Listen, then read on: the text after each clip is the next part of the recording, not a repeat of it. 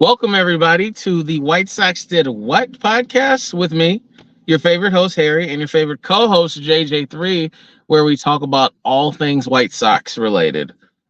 We don't go by episode numbers, we do go by record.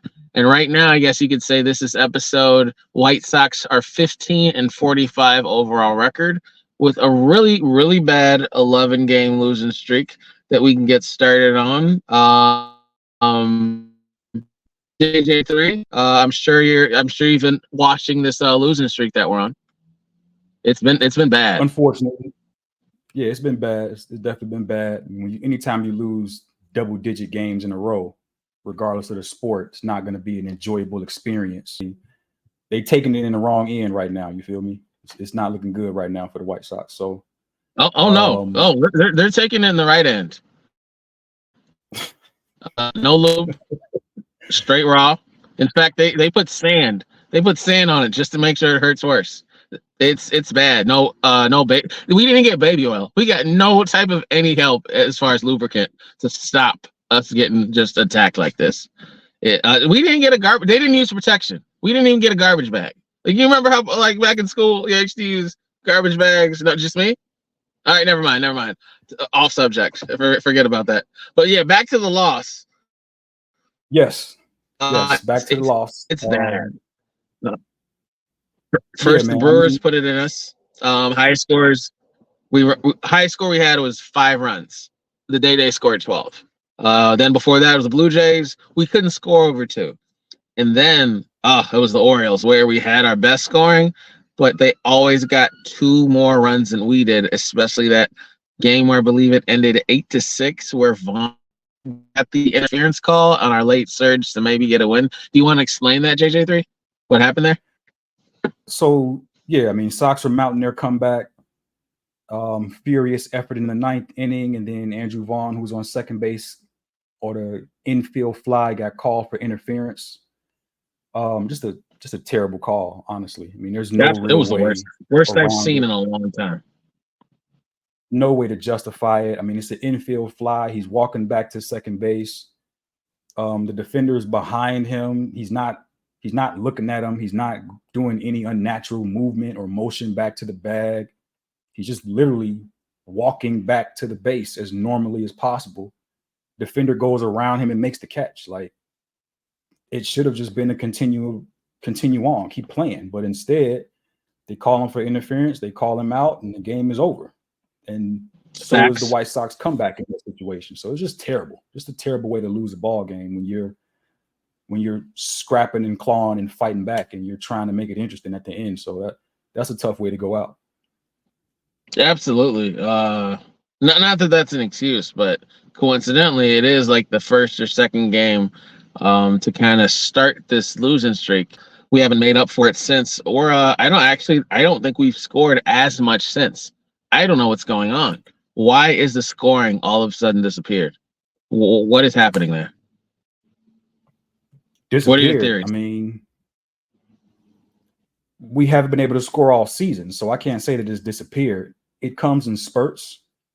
Every once in a while, they go through a hot little stretch where they can put some runs on the board. But other than that, this team's offensively has been putrid.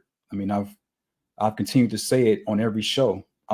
Quite frankly, I'm tired of saying the word putrid. I need to pull up the dictionary and get a different word to use to describe this team. I need something else because it's downright Yeah, pathetic, I think you meant pitiful. thesaurus. Let It me, let me is. work on my alliteration real quick. Pathetic, pitiful. I mean, what other P words can I throw out there that are family friendly? Family friendly. Because You're family. I yeah, was about to chime in. So you said family friendly. You're asking the wrong yeah. guy. See, that's Arr. why I had to stop you. I had to stop you, bro, because I know where your mind be. I know how you be thinking sometimes. So, yeah, man, this team's offensively, they're bad. I say it every show how bad we are offensively. So every once in a while, every couple of games, yeah, they'll have a hot stretch, right? The bats will be swinging it well. They'll put up 3, 4, 5 runs, 6 runs in the game. Okay, great. But for the most part, they settle right back down to normal, and it is what it is. They're going to score 2, maybe 3 runs a game. The starting pitching isn't good enough to carry them. The defense isn't good enough to carry them. you'll get a solid outing every once in a while from Crochet. Props to Crochet. I mean, he pitched a really good game his I was last going to time say, out. I don't think it's every once in a while. He's been pretty consistent with his outings for the most part. Oh yeah, I wasn't talking about him. I mean, I'll give his flowers when they're deserved, and he's pitched well. He's been the best pitcher on the team consistently. So absolutely, him. I mean, again, we rose questions about Crochet at the beginning of the year when the season started. He's continued to take the ball each time out and continue to give some positive performances out there. So credit to him. The Eric Fetty. Do you think it was a mistake moving Cease? Well, with Crochet's emergence? Listen, you traded Dylan Cease, who, even though he didn't have the greatest year last year, the year before that, he was a Cy Young runner-up. So the talent with Dylan Cease was never in question. So if you ask if I think it was a mistake to trade him, I mean, I can give you an answer of it's too early to tell because the return on that investment, we haven't seen it yet because those players are in the minors. Or I could say, hell yeah, it was a mistake because you traded an all-star caliber pitcher and you didn't replace him on your major league roster. And so you have more losses to show for it. So, I mean, it's kind of a wait and see game with baseball trades. It's just what it is. Like, we won't know if it was a valiant effort by this organization to trade him, and we won't be able to evaluate the pieces that they get back for another year, 2 years even. I mean, maybe we'll see some of those guys in the end of this year. We might see them in August. Who knows? But as it stands right now, I can't say it was a mistake to trade him. I mean, at this point, the White Sox need to be having a fire sale anyway, but that might be a separate topic of discussion. Fire sale with what? Robert and Sheets. They're the only two I want to keep. More like a hot stove sale. More like a water. Doesn't Robert come back this week? I thought he'd come back last week. I mean, he's been training, and I think they didn't designate him the minors, but he's been training with the team, so he should come back. Yeah, I think he should be back at some point. Any day this week, man. Yeah, I mean, again, I wouldn't say, to give you a concrete answer, I wouldn't say it was a mistake to trade him. Maybe you could have gotten back more in exchange, but we have to wait and see. But I won't say it was a mistake to trade him. Your team is going nowhere. Like, you might have won a few more games with Cease, but he wouldn't have made a difference in whether or not this team is going to be a playoff team or whether or not they're going to have, a more respectable record. They're not good from top to bottom. He wouldn't have made a great difference. No, I can agree to that. Facts. We talked about the losing streak, 11 straight, 15 out of 16 losses. But, I mean, at this point now, we'd have to talk about the announcer for the White Sox, because this guy, John Schriffen, man, I don't know what to say about him. I don't like him. Like, I've listened to his games. I don't like. You said you don't like him. Like, what don't you like about him? Help us out. So I don't like his style, the way he calls the games. It comes across as very disingenuous and unrealistic. I did listen to the show, you and Vince, where you guys did touch on it briefly with him in the last episode. And now that I'm back, I get to talk about it a little bit more. He comes across as very disingenuous with his broadcast. It feels like he wants to be the ultimate homer announcer, right? He wants to be everything is great with the team. We've got all the best players. We're, glass half full type of announcer. It doesn't come across that way. It comes across as very disingenuous when I'm watching it. You don't like his constant positivity towards the White Sox.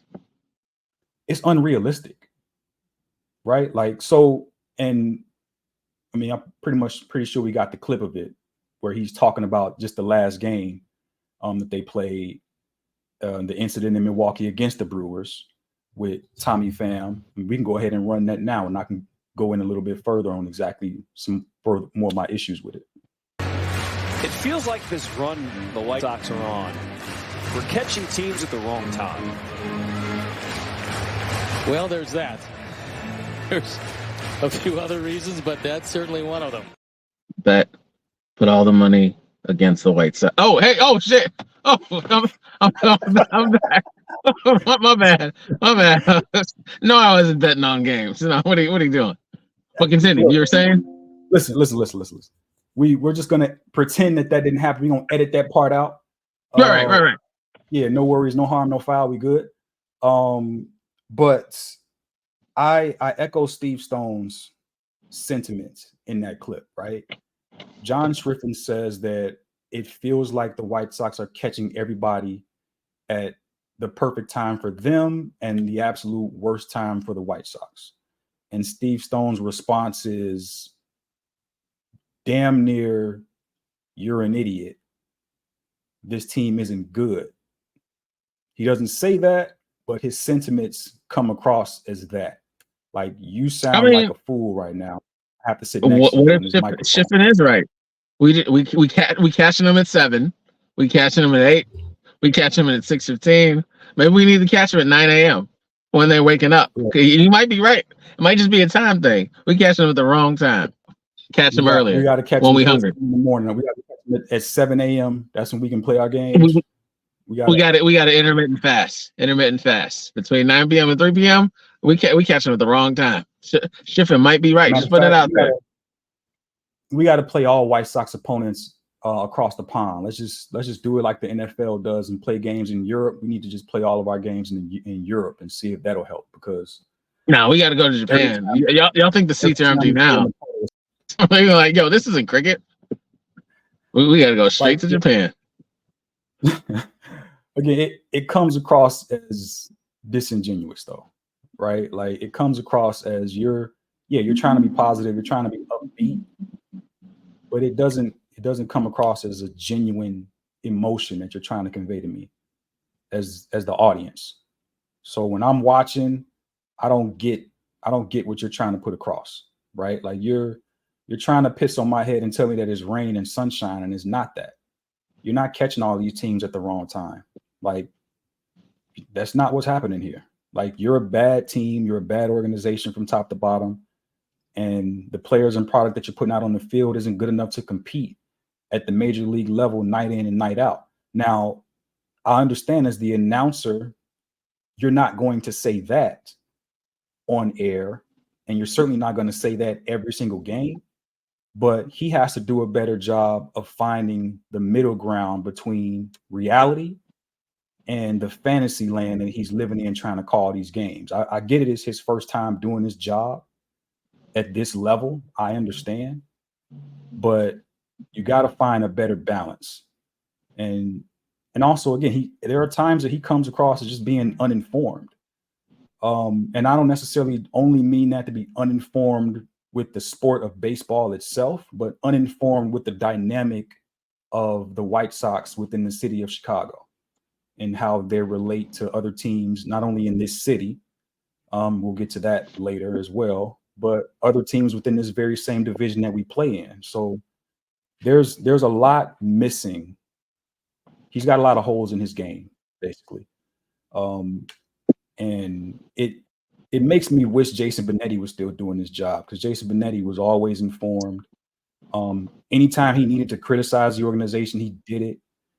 He didn't sugarcoat things, and he also knew the proper way to remain positive while also giving you valid critiques and valid criticism of what he's seeing on the field. Again, just that Tommy Pham call, when he goes into home plate, it was a terrible sin by the third baseman. Like, what are you doing sending him at third? Shallow play. He was out by a country mile. It didn't make sense for the third base coach to send Tommy Pham in that situation. Facts. He sends him, he's out. Pham's walking back, and the catcher starts, mouthing off at him. Okay, I mean, I don't necessarily know what that's about. And then Schriffen starts talking about how, yeah, we're the White Sox. We aren't going to settle for that. Here's the throw to the plate. And he's out. And Contreras is barking at him. Tommy Pham barking back. He's not backing down. He doesn't like that. And now home plate umpire Edwin Jimenez has to hold back Pham. Nah, we ain't taking that. We ain't taking that from the Brewers. Put $1,500 on the Sox to beat the Cubs. Oh shit! Hey, what's up? What's going on? Sorry about that. You were saying? Yeah. Right. No, we'll keep that one because money on the Sox to beat the Cubs. Yeah, I agree. But no, just like, come on, man. Like, we're not taking that. We ain't gonna settle for that. Like, it doesn't even sound genuine. Listen to him talk like that. Like, just the words that were coming out of his mouth didn't even sound genuine. It didn't sound like he believed it. It sounds like he's trying to placate to someone, but I don't know who his audience is. I'm like, who is he talking to when he says these things? We ain't gonna take that. Who are you talking about? I think he's. I do agree. He is highly uninformed, but would him being informed change his obviously blind enthusiasm? I say no. I think he would still act the same way, even if he were informed. He just get some names right and some extra stats right. But I think, like you stated 2 episodes ago, when we were 15 and 43, or 15 and 43 episode, or 15 and 40 episode, he is a company man. He's gonna be a company man. That's probably not gonna stop. He just has to learn to be more informed. And then maybe over time he'll eventually stop being so much of a company man, but he hasn't been through the fire and the downslopes of the Sox and like the rest of the guys have been, so they don't have any optimism. I'm okay with the new guy having optimism because I like to look in his eyes and see that fire slowly go away as more seasons stack up and winning doesn't happen. And he gets disgruntled by year 3. Like, what was I doing year 1? And then also, 2, not to segue too hard, but the Chicago Sports Network officially was announced today that it is going to happen with the Bulls, Blackhawks, and White Sox. If that's already announced, guess who's been brown nosing with his commentating to possibly lead or get a shot as a lead anchor or whatever you want to call it for White Sox games. I wouldn't be shocked if his name is in the hat. It's just a random thing I'm putting out there. Why Cubs didn't join or Bears, I don't know. Well, I mean, the North Side team has their own network, but you pretty much read my mind. He's still auditioning because if you're going to get your own network, which they are, the Bulls, I think the Bulls and the Blackhawks are going to, once that channel is active, the Bulls and the Blackhawks are going to start this coming season.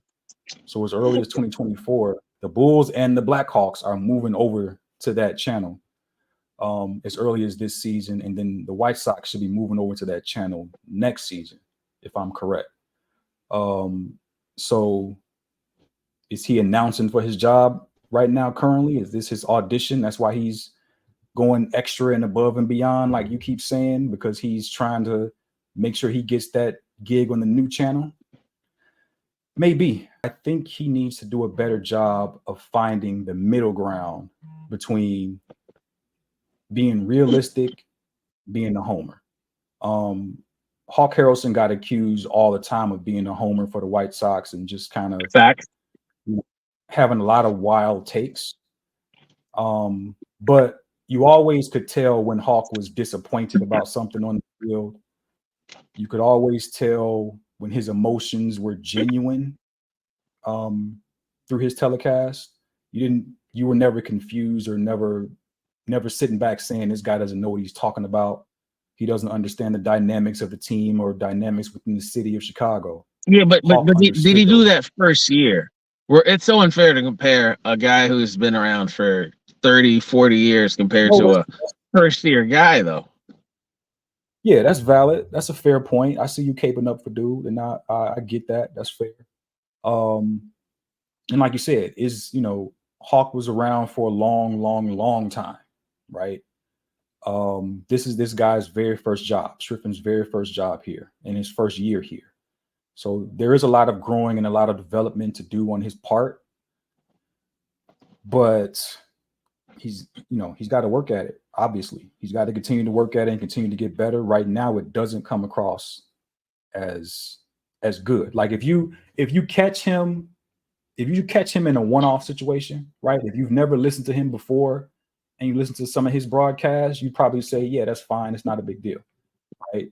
He doesn't do anything or say anything that's too egregious if you just catch him in one-off situations. But the more that you listen to him, the more that you catch him, more of these situations pop up. The Tommy Pham situation, the walk-off situation where he was to all the haters, Southside stand up. Like stuff like that continues to be the norm as you listen to him more and more and more. But I'll try to give him the benefit of the doubt because you say that it's not fair. I look at it this way. You know how you first meet a girl and she's super pretty. You both are strangers, but for some odd reason, society says men have to pretend to be in love right away with a random stranger that you've never met before, just because that's the only way. For some odd reason, something she grew up on told her, "Hey, that's how I know a guy likes me."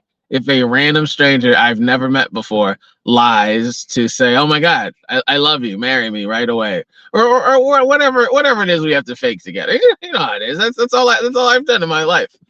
I think that's what he's doing. He is just faking together, and then once he has her in a relationship, all that fake shit goes away. Then we're gonna see the real him more. That once the job security's there, I'm like, haha, gotcha. I almost said gotcha, bitch. I didn't see y'all. I almost got me. Once the pageantry's over, I think we're gonna start seeing the real him versus this representative that's just saying all the nice stuff right away and faking it instantly just to get the girl because she grew up on Disney Channel thinking that's how life really is, or a random prince is like, oh my God, you're a perfect stranger that I don't know. Come here, marry me, and let me upgrade your life for no apparent reason. That analogy is crazy. I can't even. I mean, that's what I'm here for. That was your analogy is crazy. I'm here for the hottest of hot takes, the hottest of analogies. Yo, I got you though. I understand where you're coming from. Yeah, this is better than my other one. My other one was a Diddy Cassie analogy, but I didn't want to get I don't want us to get flagged on YouTube or what else did we put this on? TikTok. I didn't want us to get banned on TikTok and YouTube. Moving on, so we don't get banned. All right. So upcoming, right? Since the White Sox don't play today, right? But starting tomorrow in the next 2 games, there is a certain team that also plays within this city who's on the schedule. Bulls? So Bears. No. No baseball team. Is it the what's that by Impact Field? That one by Rosemont? What are the Bulldogs? No, they play in that urinal. You know that extra large urinal over there on the north side where they serve beer? Oh, I thought you had to say pee. You talking about the Cubs? Yeah. Pee in the swimming pool. That team. Them. Oh That's shit! right there. Evil villain energy just showed up. Yo. You saw? Oh my God! It's Look, like Darth Vader. And he repping the team. Look at him. The merchandise. Speak of the devil, he shall appear. Northsiders are in the building right now. It's the favorite part of this summer for baseball fans. Baseball fans in Chicago, we got the good guys versus, the team that like 3,200 people in the city like. Check the marketing campaign, homie. The good guys wear black. Good guys wear black. Remember that. My fault. I thought the Hawk was gone. I didn't think you all went by that anymore. We've been going by that. Regardless, that's branded. That's White Sox brand material right there. Good guys wear black in this city. Where Hawk left off, Schriffen's picking up. Okay, I got you. But let's see. All right, so we got have their pitching matchups been announced yet? Yeah, Imanaga, y'all ace who got lit the hell up last game. I was so happy to see him get lit up versus Flexen. Versus Flexen for game 1. And then Talion, how you pronounce his name? Talion versus Fetty. So are pretty decent matchups as far as pitching. Defense and offense is a different story, but Yeah, Imanaga. I don't know. Can recover from that last outing.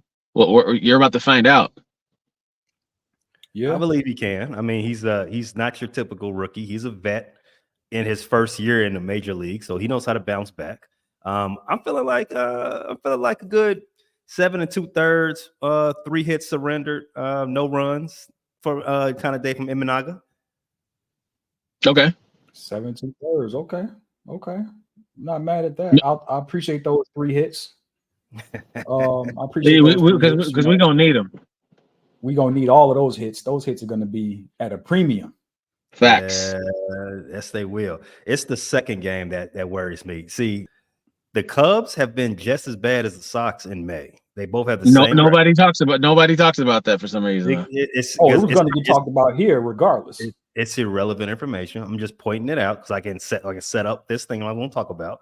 It's factual information for the purpose of this show, but continue. Alternative facts. So both teams had a very shitty May, right? I feel I can say that, right? They both were 9 and 19 or 9 and 17, something along those lines. Something bad. Whatever the case, they were both bad. And my fear is that the Cubs are going to come into this series and split with a team that they should have no business splitting to. As you just said, the pitching matchups, I feel really good about Shada in the first game. I feel very uneasy about having to face Fetty in the second game. The Cubs' offense has been one of the worst in the majors the last month. So big facts. 1-1. You all good with a 1-1? I mean, anytime you play the North Side, you want to win every single time. So ideally, 2-0. But you always want to beat the North Side team. You want to go 2-0 if you can. Imanaga's tough though. I'll give y'all props on that. Imanaga's a tough pitcher. Y'all line him up this season to where he hasn't even faced another team. Everybody he's pitched against, they've seen him for the very first time only. He hasn't had any repeat games, and he's usually gone out aside from his last outing or so, and he's shoved and kicked some ass. Last time he got his head kicked in. It would be lovely to see the White Sox smack him around, but that's unrealistic. And over here, I live in a land of realism, sometimes cynicism, depending on who you ask. Well, the only kicking around that the White Sox are amped to do this season might be coming from Tommy Pham's fist. But as long as we can keep him, as long as we can keep Pham playing baseball instead of mixed martial arts, we should be good. My man said he trained in the off season for that specific purpose. Shit, well, y'all got the right one this episode because me and Tommy Pham come up with the same. From what I've seen, a lot of baseball games this season, it's usually the first game of the series where the bats are swinging. For some odd reason, the final games, maybe because arms are tired, I don't know what it is yet because I do a lot of statistical studying so I can make my bets. It's towards the end of the season, end of the series is when you see the heavy strikeouts. I like that we're facing Imanaga game 1. I think we can take that game. If we take game 1, we're definitely taking game 2. I think we're taking game 2 regardless. But it does start off the Sox off on a run of the worst teams in baseball, not named the White Sox. We faced the number 1 team in getting struck out in Seattle and the number 2 team in Boston and getting struck out in Boston right after the Cubs. So we might have a chance to go on a little winning streak because Crochet faces Boston right after we're done with the Cubs. I like this map. I like this map I'm seeing. And like I say every week, I see us going undefeated next 10 games. Okay, so correct me if I'm wrong. You lost 11 games in a row. You should be happy to split with the Cubs. One win would do you good right about now, right? That's the first. I need 2. One win was good. He's right. Second thing, though those 2 teams strike out a lot. You got a lot of pitchers that throw a lot of strikes. I'm unaware of this. You got gas throwers. Well, Crochet is pitching twice versus those 2 teams. Fetty is pitching once. Nastrini, I don't know how you pronounce his name. He's taking over for He's taking over for what's his face that I trash every week. Soroka. That's not in the rotation anymore. Yeah, Soroka up out of that rotation. Yep. So I actually like it. I'm still not sold or not sold on Nostrini, but if it's Crochet, Fexy, Fletton, Nostrini, then unknown pitcher, then Fexy, Flexen, Fed, Crochet again versus teams that are just as bad as us until we get to Arizona or Houston. I'm not mad at this at all. I can see the win streak. I'm not saying we will win streak. I can see the win streak, but it all starts with game 2 versus the Cubs. Game 1 is the bonus. Game 2 is the winning because Talion sucked all of May. He has been terrible all May. So I can't wait. I can see that Flexen and Fetty was kicking your ass for a minute though. A little bit. A little bit. A tiny bit. I have to apologize. I was unfamiliar with your game. Gary Crochet actually leads the league in strikeouts. And Fetty is 19. I was unfamiliar. I am sorry. Maybe you do get lucky once or twice in the next 10 games. It won't happen against the Cubs, though. We'll see. It depends on which Imanaga shows up. I don't like playing Imanaga at home, but technically we're both in Chicago, so it's a home game for both teams. Which Imanaga shows up? You've only seen one. I've seen two. I've seen Mr. Get Lit Up last outing, and then I've seen Mr. Not Allow Run all the other outings. You've seen 5 innings of an aberration. What you have seen most of the other times has been dominance. You're going to see that again. Milwaukee game plan. Can we do that? No. We've seen the chink. We've seen the chip in his armor. We copying the same game plan. We've seen that chink in his armor, like how Dallas saw what beats Timberwolves and kept doing that. We ain't taking our foot off the gas. We ain't taking our foot out his ass. We making sure he's having 2 straight games of suckiness. The third game he can recover. What does the W in White Sox stand for? Win. It definitely does not stand for win. It stands for everything else except for win, and that's going to happen. That's going to be the same thing come Tuesday. It's going to be the same thing come Wednesday. No wins for the Sox. You can do whatever you want to the Bo Sox. Do whatever you want to the Mariners, but it ain't happening. You get what's the wager looking like for this series? We betting anything on this? What's up? Hey man, you make it easy on yourself, Joe. It's Cub world all over here, man. I mean, it's really not fair. The last time I bet against the Sox, it's been a while. It's pissing me off. Yeah, every game, I'm like in your head now. You psyched out. Look at you. Look at you. Yeah. See that reverse psychology on your ass. I'm gonna wait till they get to their 50th loss in the 65th game, and then I'm like, okay, I'm ready. Nah, you should do it tomorrow. At all. That's what you told me. You should do it tomorrow. Start our win streak. You talking about there's only one Imanaga? Fuck it, do it tomorrow. He's not doing it. What time was the game? That man nervous. He ain't gonna do that. I ain't nervous. I ain't never scared. Ain't no just because my team wear blue, but I ain't blue. I'm putting some money down. You talking? That's what I'm talking about. That's what I'm talking about. Yo, White Sox players, you hear that? Activate. Activate. Send up the bat signal. Vince is betting again on the White Sox. Let's see what happens. Let's go. That's what I'm talking about. It's going to be Imanaga 25-2 tomorrow, just because Vince put money up. All right, that's not going to happen. And if it does, you know what's crazy about Imanaga? As great as he's pitched, he allows a lot of hits. They're just not converting to runs. Like last game, he didn't allow less hits or way more hits than he usually does. He averages about 6-7 hits a game.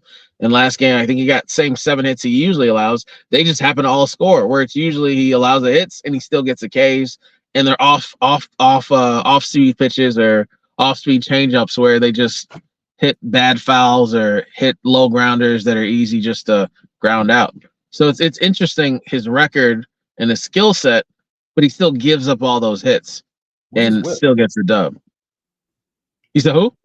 What's Imanaga's whip? What is his whip? 1,000. Yeah, 1.0. So it's up there. Okay. All right, Imanaga. So Imanaga has given up 48 hits across 58 innings. Not the best, but also not bad either. It's not He bad. started 10 games out of that 58 innings. 14 runs given up. 14 earned runs rather, and most of them came in the last outing because he has a 1.8 ERA. Facts. I'm just saying, if you're betting on getting, trying to play some small ball with Imanaga, not gonna happen, Chief. Not gonna happen. Is that what Milwaukee did? They played small ball, and that's why they converted all those hits to runs, unlike the other teams that still got the same hits. Well, I'll say this about Milwaukee, and I hate the Brewers. I hate the Brewers more than any other team in the major leagues. The Brewers got the best lineup 1 through 9. They really do. Over the Yankees and the Dodgers. The Yankees have the best 1-2. The Dodgers have the best 1 through 4. 1 through 9, Milwaukee easily. What about Baltimore? Because everybody seems to be a power hitter on Baltimore. Nah, I wouldn't even put them in any one of those kind of categories. Yeah, those other rosters are better than Baltimore's. Not that Baltimore is a slouch, because they're definitely not. But yeah, Yankees. Because I think Gunnar Henderson leads the league in home runs playing shortstop of all things, like another A-Rod. Yeah, we'll see. But I'm gonna let y'all get to it. Cubs 2-0. Sox, sorry. Not 2-0. Not y'all 2-0. Y'all are playing for lottery balls. Just enjoy the ride. For that. Yeah, I don't. I mean, didn't we just come from the lottery? Can't even get a top 10 pick off this season. As well try to keep winning. We can't even get a top 10 pick. So, fuck it. Try to keep winning. Start winning we're not officially eliminated. Until we're eliminated, I'm gonna keep saying, you know what? We got a chance to win the title. Once we're mathematically eliminated, I get it. Or then we can't. You're making Nashville look bad, man. Get it together. Get it together. All right, Vince, get out of here, bro. All right, you evil villains and your evil villain energy. Go Cubs. We'll talk some more trash tomorrow. Game time. Absolutely. And make sure you bet big too on Cubs winning, because we trying to get this 10-game winning streak rolling. Yeah, because I mean, that was a good topic. He say 2-0, they gonna win. I disagree vehemently. They haven't played well. They haven't played good baseball this whole month. He pointed that out.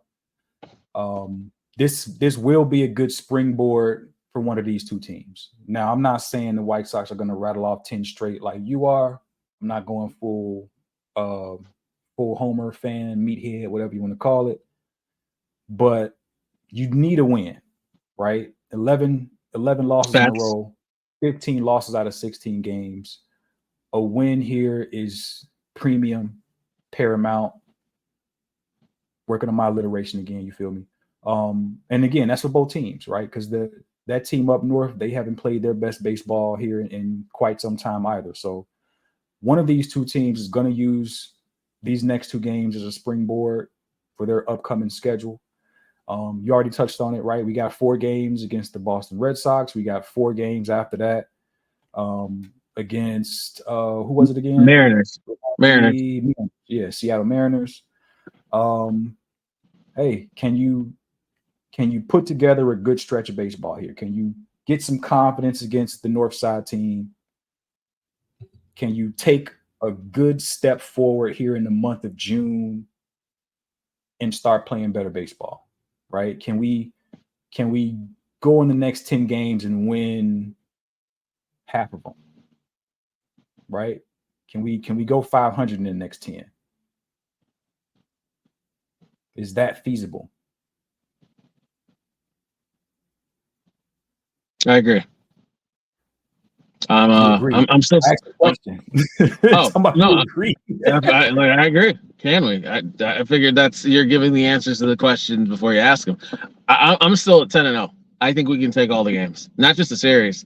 I have no confidence in those teams' offenses, just like the Okay. Sox offenses. So it's going to be a lot of low scoring, 1-2 games, 2-2.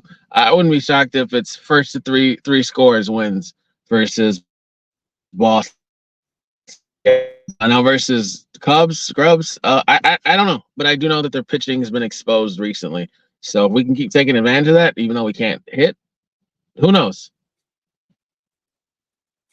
Yeah, we'll see what happens. I mean, again, the whole month of June, quite honestly, isn't bad. At all. Shapes out. Yeah, it shapes out fairly well. I mean, once you get past Seattle, you got Arizona, Houston. Well, the end of June's Detroit, rough. like the end of June's really rough, and Detroit's legit you this year. start seeing, the end of June you start seeing some comp. Dodgers are on the schedule at the end of June, but that's a ways away. I don't want to look that far ahead, but right. Yeah, man. And I think we got to make up game versus Atlanta, and let's see who gets right. Somebody's going to get right. Oh, let's see. Let's hope it is us. Well, we gonna catch Cubs at the right time, 7 p.m. That's the right time. Right time. Catch everybody at the right time. Ain't no wrong time June, versus the Cubs. No wrong time. No John Schriffen over here. None. Everybody at the right time. Facts. So yeah, man. I think that's it. I think we're ready to close the show out. Say your goodbyes to the people.